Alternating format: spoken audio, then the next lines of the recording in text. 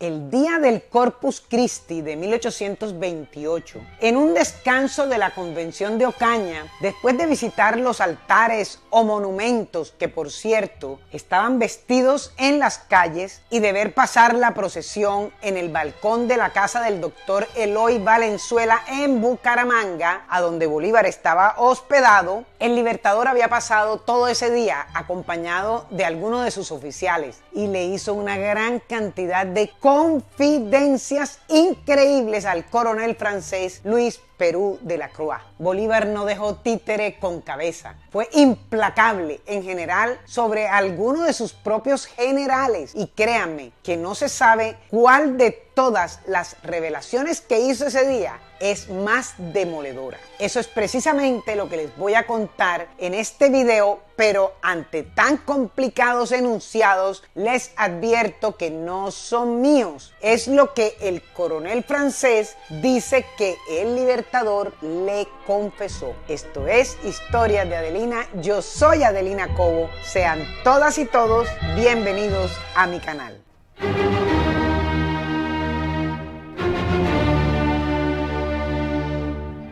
Es que Bolívar, siendo Libertador presidente por simple ética, como el gran político que era, que distaba mucho de algunos politiqueros e intrigantes de la época, el Libertador prefería, itero, por ética, mantenerse alejado de los convencionistas para no interferir en sus decisiones, pero se mantenía en contacto permanente con sus partidarios por mensajeros que iban y venían. 3 meses estuvo el coronel francés Luis Perú de la Croix al lado del Libertador. Era un militar europeo que se había unido al ejército libertador durante la Guerra de la Independencia. Aprovechó ese tiempo para escribir un diario donde reveló desde su punto de vista aspectos humanos de la vida de Bolívar. Obviamente, como humano que era, aprovechó para desquitarse de algunos de sus adversarios políticos.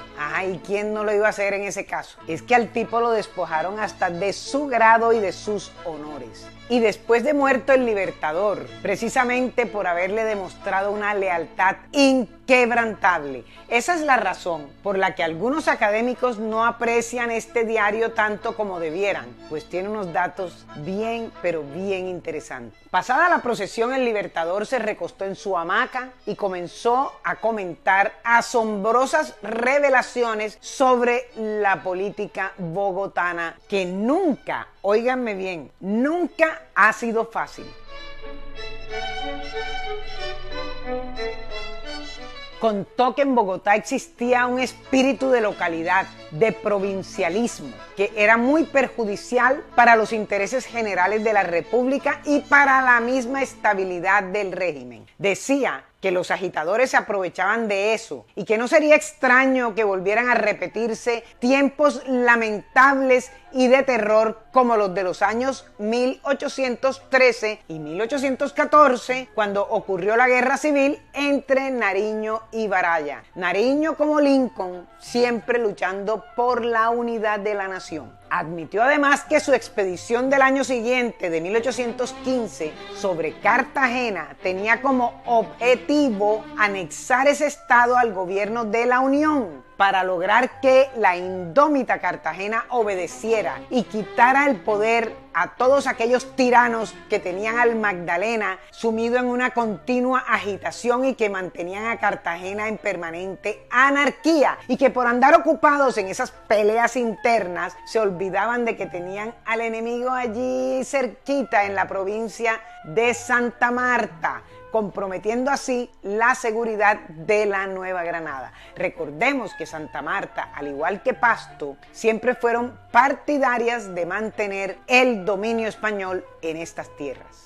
En ese momento, Perú de la Croix nos cuenta que Bolívar seguía diciendo que los mismos problemas que perturbaban la unidad en 1813 continuaban allí igualitos en 1828, como eran la vergonzosa primacía del interés individual, las ambiciones personalistas, que es lo mismo, las rivalidades, el aprovecharse y comerciar con las necesidades personales de la gente, la mentalidad provinciana, la sed de venganza y otras pasiones que eran igual de miserables. Que todo eso unido era lo que movía a los demagogos, era lo que los unía para derrocar lo que con tanta dificultad estaban construyendo. Solamente querían separarse para después, cada uno o individualmente, establecer su pedacito y terminar gobernando a los pueblos como esclavos, exactamente con el mismo sistema que existía durante el dominio español, refiriéndose a ¿qué? Al feudalismo. Y que el cuartel general de todos esos agitadores estaba en Bogotá y que Santander, que era un bandido, un pérfido criminal, era el jefe de esa banda de indeseables, pues todos ellos eran lo más desacreditado y lo peor que había en Colombia. Mejor dicho, no ahorró adjetivo para calificarlos.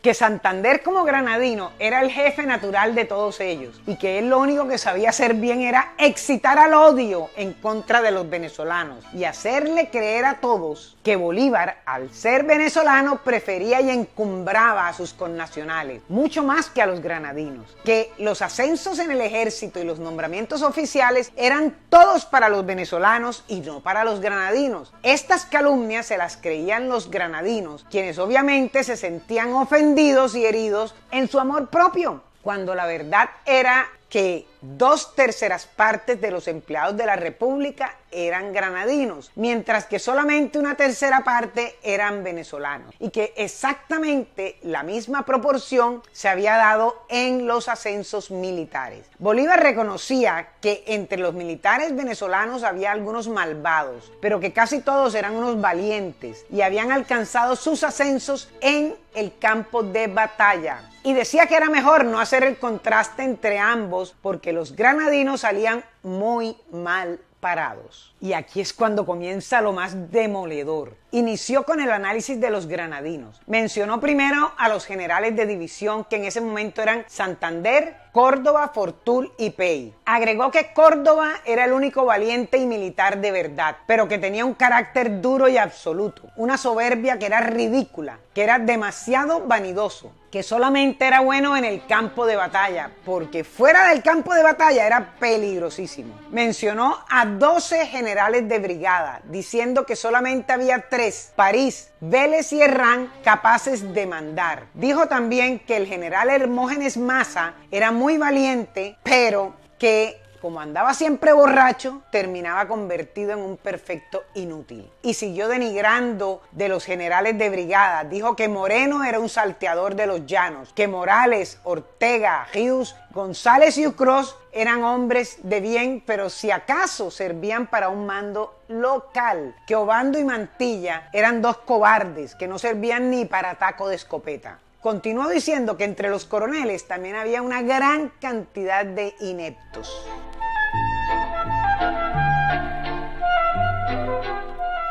Continuó diciendo que casi todos los generales que había mencionado habían ganado sus ascensos sirviendo en guarniciones, lejos del enemigo o simplemente sentados en escritorio, pero no arriesgando el pellejo como debe ser. A continuación hablaba de los generales venezolanos y decía que casi todos ellos eran generales de campaña, que se habían ganado los ascensos en los campos de batalla, combatiendo al enemigo en el frente. Dijo a su vez que la República había tenido hasta ese momento 8 generales en jefe. Él mismo, Mariño, Arismendi, Urdaneta, Páez, Bermúdez, Sucre y el almirante Brión, que todos eran venezolanos menos Brión, que era extranjero, y que cada uno de ellos había merecido su ascenso. Y esto que viene sí que es contundente. Subrayó además que ningún militar de la Nueva Granada le habían alcanzado los servicios prestados a la independencia como para ascenderlo a general en jefe. Bolívar aceptaba que, si bien algunos de esos generales en jefe, como Mariño, Arismendi y Páez, no eran capaces de desempeñar los cargos que tenían en ese momento, pero que él se estaba refiriendo era a los servicios que habían prestado durante la guerra por la independencia.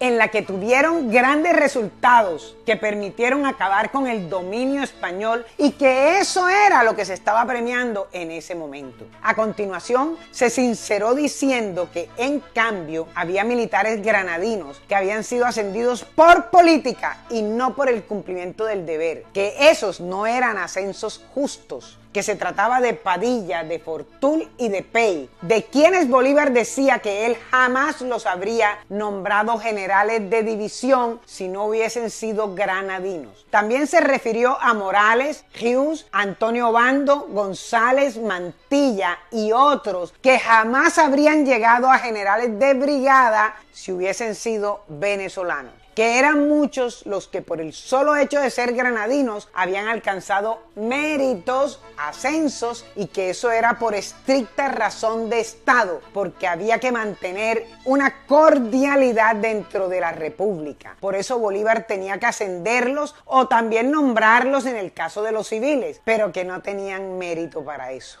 Confiesa además que desde 1813, cuando ya meditaba sobre la unión entre la Nueva Granada y Venezuela, él sabía que tenía que hacerse querer por los granadinos y que por eso cuando se logró la independencia el Libertador continuó con el mismo plan, porque era la única forma de mantener la unión, que aunque débil, pero se estaba logrando, según él. Y la cereza del pastel con la que terminó Bolívar ese día fue poner como ejemplo el decreto que había promulgado en 1813, estando en Valencia, Venezuela, para honrar la memoria del coronel Atanasio Girardot. Seguramente fue un bravo que murió como un valiente en el campo de batalla, en la batalla de Bárbula, pero él creía, Bolívar pensaba que ese era el deber de todo militar y que si a él no lo hubiese movido un motivo meramente político, jamás habría dictado ese decreto. Este es el punto de vista del coronel francés Louis Perrot de la Croix,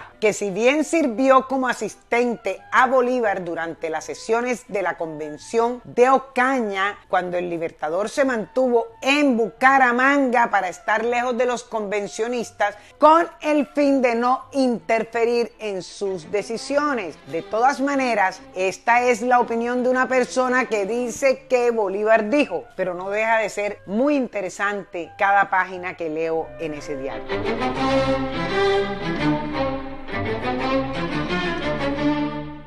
Bueno amigos, hasta aquí este video sobre lo que pensaba el propio Libertador sobre sus generales, tal cual como él mismo lo dijo. Algunas de las expresiones son de mi cosecha, pero siempre en el mismo sentido de lo que dice el diario de Bucaramanga. ¿Qué opinas de esto que dice el coronel de la Croix que Bolívar dijo sobre sus propios generales? Queremos conocer tu opinión aquí abajo, aquí en los comentarios. Si te gustó esta historia, dale like, haz clic en la campanita para que sepas cuando subimos cada nuevo video, y al final te dejo 2 videos de nuestro canal.